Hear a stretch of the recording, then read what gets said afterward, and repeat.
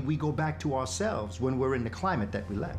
During the 1960s, there was something called the Long Hot Summer Riots. In 1967 alone, there were 100 and something race riots all around the country. So Lyndon B. Johnson, he put together something called the Kerner Commission to try to figure out what was going on, why these riots were going on, why were black people tripping like this so hard, because black people normally wake up during the summertime. We feel a sense of our naturalness, so a lot of black people would wake up during the summer.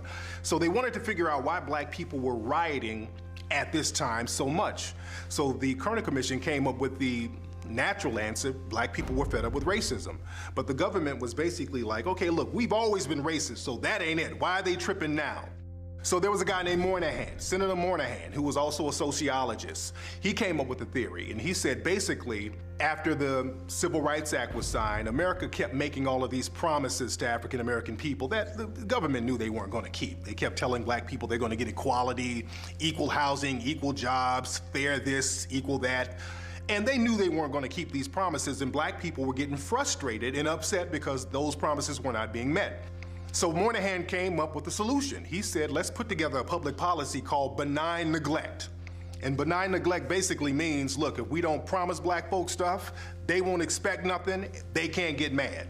So this benign neglect public policy is in place to this very day, and this is why African American issues are never discussed on a national level.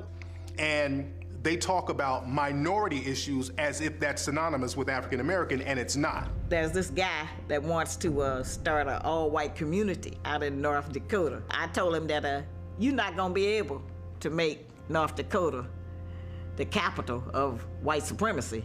I say, we already have one of those. It's called Washington, D.C. All the black leaders, all of the black people who were prominent in America, they were monitored just in case they stepped out of line. Even now, you have a lot of black entertainers who are monitored, and they have to be on their P's and Q's, and they have to walk on a short tightrope. And with rappers, for example, you have a whole hip-hop cop task force specifically assigned to rappers around the country. I've been in my Rolls Royce a couple of years back. We're leaving the club, and right alongside of us was the boys. And my man was like, that's the hip-hop cops. And I got a feeling, like a chill went through me. Like, how long they been following us? You know? So I was in Miami another time. Somebody that knew somebody gave me a list that I was on with a few other guys on this list. Of course they're watching. Of course they're watching what's going on, especially me.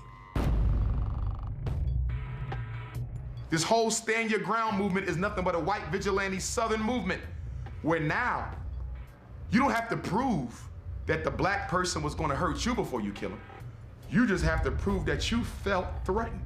You don't need to have no evidence that your life was in jeopardy. So here's the question.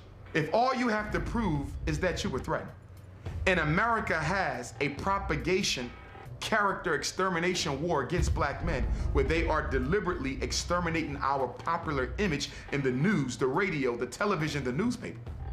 Is there a white person in America who could not invoke the stand your ground law? You know, a lot of African American people think that if we just stop sagging, if we present ourselves a certain way, if we dress better, racism, white supremacy will let up on us a little bit more.